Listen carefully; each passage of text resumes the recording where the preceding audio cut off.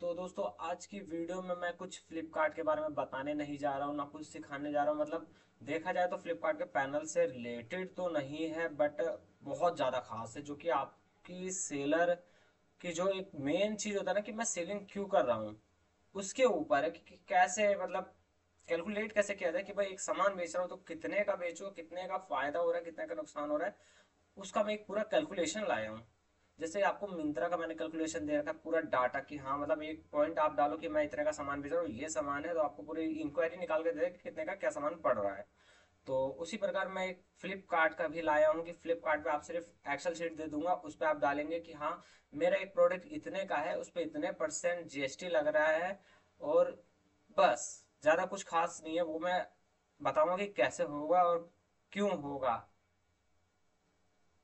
तो और ज़्यादा कुछ खास नहीं है, तो वो मैं एक्सेल शीट आपको दिखाने जा रहा हूँ, एक बार बताने भी जा रहा हूँ, और वो एक्सेल शीट में आपके साथ शेयर भी करूंगा ताकि आपको भी कहीं दिक्कत होती है तो आप उसी तरीके से अपने प्राइस को निकाल सके।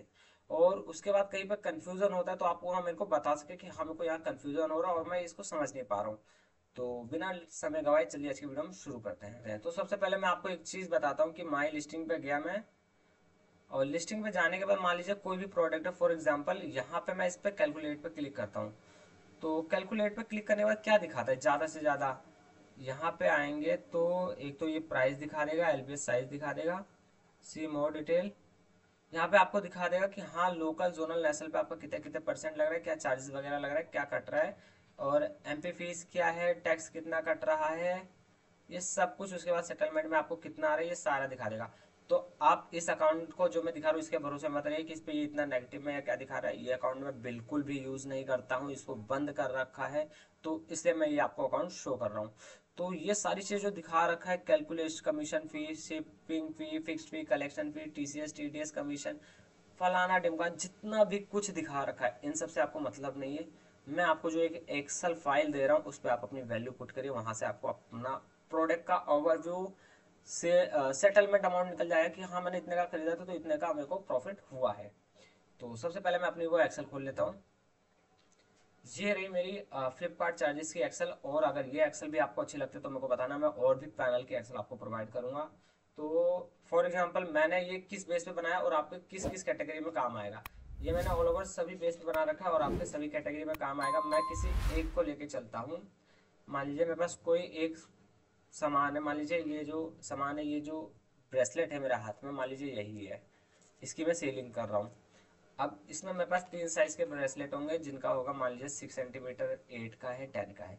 तो पहले मैंने इसको दो भागों में डिवाइड कर दिया। तो ब्रेसलेट मान लीजिए मेरे पास दो टाइप के हैं, तो एक है 6 सेंटीमीटर, एक है 8 सेंटीमीटर। 6 सेंटीमीटर की एमआरपी है 499, और 8 सेंटीमीटर की 799। आप खुद कैलकुलेट कर लीजिए, मैं 6 वाला बताता हूँ, उसको 8 वाले से आप आराम से करते रहना। तो इसका हो गया है 499। प्रोडक्ट प्राइस है 25 रुपये, मान लीजिए ये मैं 25 रुपये का खरीद के लाया हूँ। उसके बाद 25 रुपये खरीद के लाने के बाद जो मेरा गाड़ी का किराया लग रहा है, ये जो मैं प्रिंट आउट कर रहा हूँ लेबल वेबल चिपकाने के लिए, उसके बाद इंक जो मेरी वेस्ट हो रही है या कहीं मैं पैसे दे के प्रिंट आउट निकलवा रहा हूँ, पैकेजिंग मटेरियल, सब मिला के मान लीजिए 25 ये 35 का हो गया। मान लीजिए मेरे 30 रुपीज़ और लग गए, तो ये हो गया मेरा 55 रुपीज़ का। दो चीज़ तो मेरा न्यू प्रोडक्ट प्राइस कितना हो गया, 55 रुपीज़। अब 55 है, अब न्यू प्रोडक्ट प्राइस तो 55 हो गया। अब यहाँ पे लिखा प्रॉफिट, मान लीजिए मेरे को हर एक जो कि मेरा कोई भी प्रोडक्ट में सेल कर रहा हूँ उस पर मेरे को चाहिए 50 रुपये फायदा। जेन्युइन बात है यार, हर कोई सेल कर रहा है तो उसको फायदा तो चाहिए। कोई 50 चाहेगा, कोई 10 चाहेगा, कोई 100 चाहेगा, कोई 500 चाहेगा। तो मेरे को चाहिए मान लीजिए 50 रुपये फायदा, तो मैंने उसकी भी एक लिख ली। उसके बाद जो मैं प्रोडक्ट सेल कर रहा हूँ मैं बताता हूँ। जैसे कि मान लीजिए 25 का खरीद के लाया हूँ प्रोडक्ट, और उसके बाद जो प्रोडक्ट पे जीएसटी लग रही है मेरी, जो कि ये ब्रेसलेट है इस पे मान लीजिए 12% जीएसटी लग रही है। तो यहाँ पे आपको एक्सेल का फॉर्मूला दिख रहा है, H2 इज इक्वल में 12%। तो ये जो 12%, सॉरी, ये जो 12% है ये मेरे हो गया प्रोडक्ट पे जो जीएसटी लग रहा है, मतलब 12% की जो जीएसटी लग रही है जो मैं प्रोडक्ट सेल कर रहा हूँ वो है।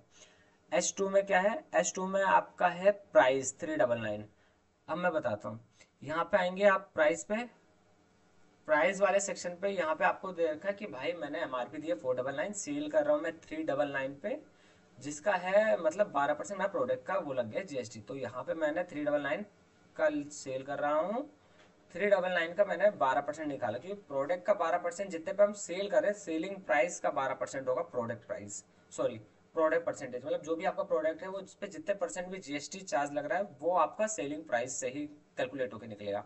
तो 399 का मैंने 12% निकाला तो उसका आ रहा है 47.88। अब ये हो गया मेरा प्रोडक्ट का जीएसटी। अब यहाँ पे मेरा जो लिखा है प्रोडक्ट प्राइस प्लस जीएसटी, अब मेरा हो गया 55 रुपये प्रोडक्ट प्राइस हो गया है, प्लस में 47 रुपये जीएसटी। तो इसका फॉर्मूला मैंने लगाया है कि 55 प्लस में F2 प्रोडक्ट प्लस जीएसटी, 102 रुपये मेरा हो गया, ऑल ओवर टैक्स लग चुका है। अब ऑल ओवर टैक्स लगने के बाद जो कि मेरे को एक प्राइस मिल रहा है कि 399 में मेरे पास ये सारी चीज़ें आ चुकी है। अब प्रोडक्ट प्लस में जीएसटी 102 रुपये मेरे चार्ज लग चुके हैं।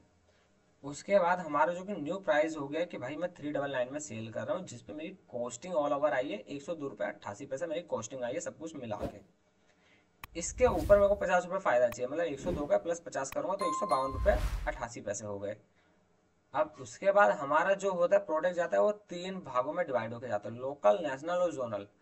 इसके बारे में मैं आपको बता चुका हूँ पहले भी बहुत सारी वीडियोस में कि लोकल कौन से एरिया होते हैं, जोनल कौन से एरिया होते हैं और नेशनल कौन से एरिया होते हैं। तो ये आप मेरी पुरानी वीडियो से देख लीजिए। तो कमीशन चार्ज आप चेंज भी कर सकते हैं इसमें, आपका जो हर एक कैटेगरी है उस पर आप जब एडिट पे जाएंगे तो आप कमीशन चार्ज, फिक्स्ड फी और कलेक्शन फी यहाँ पे अपने हिसाब से चेंज कर लीजिए।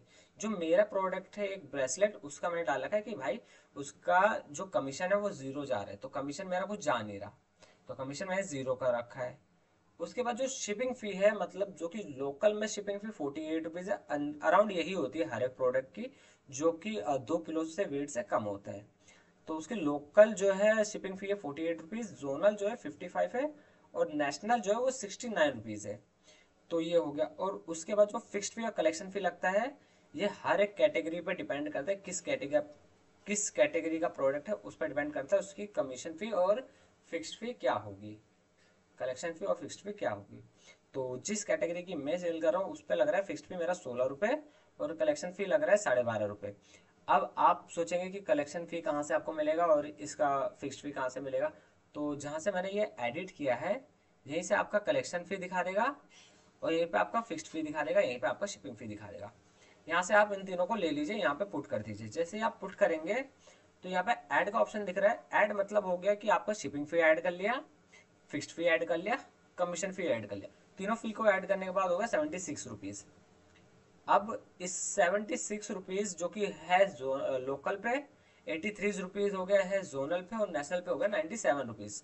तो ये आपका 3 भागों में डिवाइड कर दे। जब भी आपका किसी भी इन 3 कैटेगरी में, सॉरी, इस 3 कैटेगरी, कभी भी आपका इन 3 एरिया में से लोकल, जोनल, नेशनल में से किसी भी एरिया में जाएगा आपका प्रोडक्ट, तो आपको तो वैसे ही बता देगा कि हाँ भाई, जैसे झारखंड में जा रहा है, जम्मू कश्मीर में जा रहा है, दिल्ली में जा रहा है, मुंबई में जा रहा है, कर्नाटका, बेंगलोर, कहाँ जा रहा है वो तो आपको डिटेल में मिल जाएगा। तो उस हिसाब से आप एक एक अमाउंट का या एक एक ऑर्डर का पता कर सकते हैं कितना फायदा हुआ है उस पर, या बल्क में भी आप पता कर सकते हैं। बल्क वाली फाइल मेरी दूसरी है, वो मैं कभी आपको और नेक्स्ट वीडियो में बताऊंगा।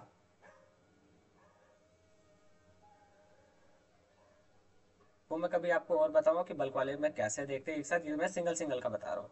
तो यहाँ पे हमारा हो गया कि 76 रुपये, 83 रुपये, 97 रुपये लग चुके हैं, तीनों फीस मिला के, शिपिंग फी, फिक्स्ड फी और कलेक्शन फी मिला के। उसके बाद जब हम जिस प्लेटफॉर्म पे भी सेल करते हैं ना, उसमें हमें 18% टैक्स देना पड़ता है हर एक ऑर्डर का, या बोले हर एक प्रोडक्ट का जो हमारा सेल होता है। तो 18% जीएसटी के बाद अगर मैं 76 रुपये का अगर फिक्स्ड फी, शिपिंग फी, कलेक्शन फी दे रहा हूँ तो उस पर मेरे को 13 रुपये का चार्ज लग गया, 18% उसका जो गया जीएसटी। 76 का हो गया 18%, 13 रुपये, 83 का हो गया 15, 97 रुपये का हो गया 17 रुपये। तो ये हो गया मेरा 18% जीएसटी।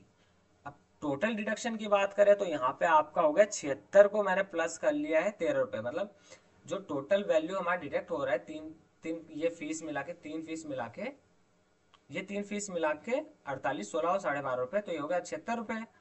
उस 76 रुपये के बाद ये जो आपका 13 रुपये हो गया, 18% जीएसटी हो गया, और 76 और 13 दोनों को एड ऑन करूंगा ना तो ये आपको हो गया 90, 98 और 115 रुपये। तो ये 3 तरीके का आपका जो हो गया टैक्स आपको दिखा दिया, सॉरी टैक्स बोलो, ये 3 तरीके का आपका डिडक्शन दिखा दिया। अब ऑल ओवर डिडक्शन तो यहाँ पे हो गया 90 रुपये, 76 + 13, अब ये हो गया है 76 + 13, 90 रुपये 27 पैसा, जो कि आपको नीचे यहाँ पे दिख रहा है, दोनों को एड ऑन किया यहाँ पे आपको दिख रहा है कि हो गया 90 रुपये। अब टोटल कट रहा है मेरा 90 रुपये कट रहा है।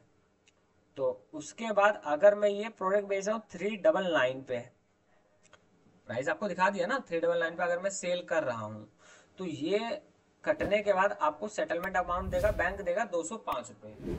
अब इसको थोड़ा समझिए, 205 रुपये दिया, मतलब आपने 400 रुपये का एक सामान बेचा, जिसमें से सिर्फ प्लेटफॉर्म ने अपनी हर तरीके की फीस काट ली 90 रुपये 27 पैसा लोकल लेवल पे। अब लोकल लेवल पे 90 रुपये 27 पैसा काटने के बाद जो सेटलमेंट अमाउंट है वो आपका बच गया 205 रुपये। 400 का बेचा तो 205 बच गया।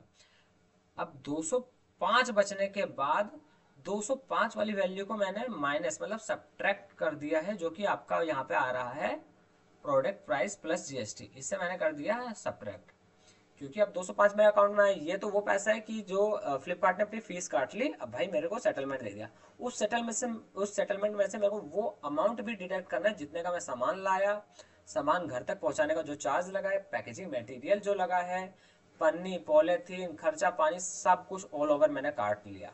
आप कभी भी ये सब अगर ऐड ऑन करना आपका ज्यादा होता है तो ये जो मैंने थर्ड डी वाला कॉलम है ना 55 रुपीज, इसमें आप ऐड कर देना कि भाई मैं इतने का सामान लाया था, इसमें मैं अपना और जोड़ देता हूँ, भाई मेरा खर्चा 30 रुपये हुआ, 50 रुपये हुआ, 100 रुपये हुआ, जितना हो यहाँ ऐड ऑन कर देना।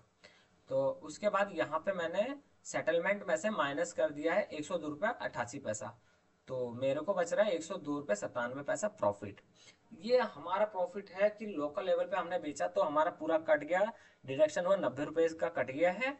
उसके बाद हमारा जो सेटलमेंट अमाउंट 205 रुपये है, उसमें से भी मैं 102 रुपये काट दिया, सेटलमेंट बैंक का है, उसमें से अगर मैं 102 रुपये काटता हूँ जो मेरा खर्चा पानी सब कुछ लगा है, उसके बाद जो मेरा बचता है वो हो गया मेरा प्रॉफिट। तो लोकल लेवल पे मेरे को 102 का प्रॉफिट होगा, जोनल लेवल पे मेरे को 94 का प्रॉफिट होगा, और नेशनल लेवल पे मेरा होगा 78 रुपीज का प्रॉफिट।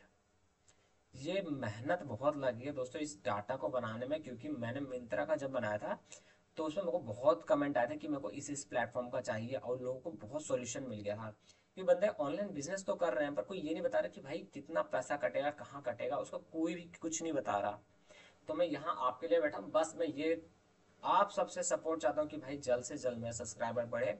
मैं हर एक प्लेटफॉर्म का, जैसे कि मैं बता चुका हूँ, मेरे पास 9 प्लेटफॉर्म है या 10 प्लेटफॉर्म का अराउंड है, मैं हर एक प्लेटफॉर्म का आपको सेलर चार्जेस दूंगा, हर एक चीज़ आपको डीपली बताऊंगा, कैसे सेल करना है, कब करना है, कितना प्रॉफिट आएगा, क्या आएगा, सब कुछ बिना फेक रिव्यू या बिना फेक किसी कमेंट के, कि मतलब हेल्प कर रहा है मेरे को कि भाई कैसे ना कैसे जो भी ऑनलाइन बिजनेस कर रहे हो उनकी प्रॉब्लम सॉल्व हो जाएगा, कहीं पे वो प्रॉब्लम में है। अगर ना है तो आपके जान पहचान में कोई है तो उसको भी शेयर कर देना।